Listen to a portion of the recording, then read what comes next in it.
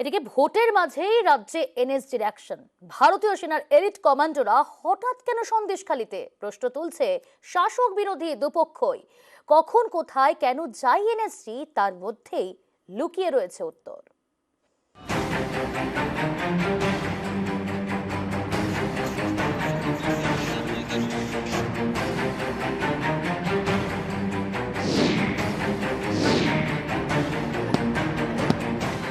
CBI, ED, এনআইএর অভিযানে অভ্যস্ত পশ্চিমবঙ্গ। ভোটের মধ্যে সেই পশ্চিমবঙ্গেই এবার দেশের এলিট ফোর্স এনএসজি। মুম্বাই হামলা থেকে শুরু করে দেশের বিভিন্ন প্রান্তে সর্বোচ্চ ভয়ঙ্কর পরিস্থিতি মোকাবিলায় দক্ষ এই বাহিনীকে কাজে লাগানো হয়।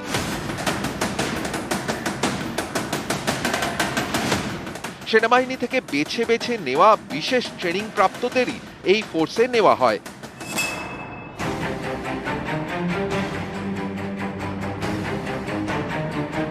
সিবিআই ও কেন্দ্রীয় বাহিনী সেদিন আবু তালেবের বাড়িতে তল্লাশি শুরু করেছিল।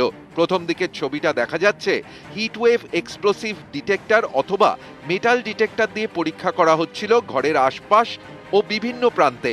মাটির নিচে কোনো বিস্ফোরক থাকলে তা বোঝা যায় এই যন্ত্রের সাহায্যে, ফলে সেখানেই স্পষ্ট হয়ে যায় এখানে বিস্ফোরক রাখা আছে। সিবিআই কর্তারা এনএসজি পাঠানোর সিদ্ধান্ত নেন। যদিও এরকম ক্ষেত্রে সিবিআই বা কেন্দ্রীয় যে কোনো সংস্থা রাজ্য পুলিশ বা সিআইডির বম্ব স্কোয়াডের সাহায্য নিতেই পারত। এ রাজ্যের পুলিশ এবং সিআইডির বম্ব স্কোয়াড এমন বিস্ফোরক উদ্ধারে যথেষ্টই দক্ষ। তাই কি বিস্ফোরক আজ না করেই বা না বুঝেই এনএসজিকে ডাকাই উঠছে প্রশ্ন।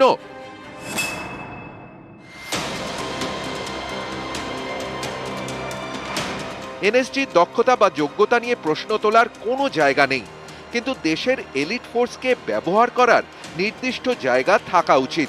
বাংলা প্রবাদে যেমন আছে মশা মারতে কামান দাগা, সন্দেশখালির ঘটনায় এনএসজির ব্যবহার কি সেই প্রশ্ন তুলবে না? দিনের শেষে খানিকটা অস্বস্তিতে এনএসজিও, কারণ তাদের রোবোটিক আর্ম ঘটনাস্থল থেকে বের করে এনেছিল একটি ব্যাগ, যাতে ছিল দেশি বোমা। দেশি বোমা উদ্ধারের কথা দাবি করেছে খোদ সিবিআই।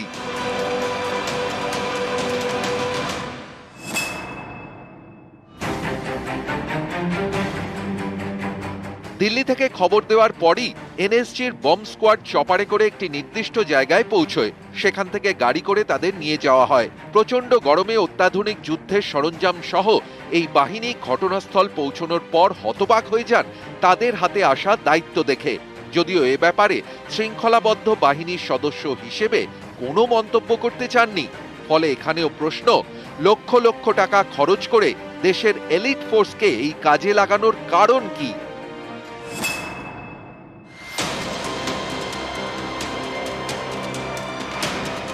শুধু এখানেই শেষ নয়, গোপন অস্ত্র ভাণ্ডারের সঙ্গে শাহজাহানের যোগ বোঝাতে কি আবু তালেবের বাড়ির মেঝেতে গর্ত খুঁড়ে আই কার্ডও রাখা হয়েছিল? অর্থাৎ বিদেশি আগ্নেয়াস্ত্র ও গুলির সঙ্গে শাহজাহানের যে যোগ রয়েছে তা প্রমাণ করাই কি ছিল লক্ষ্য?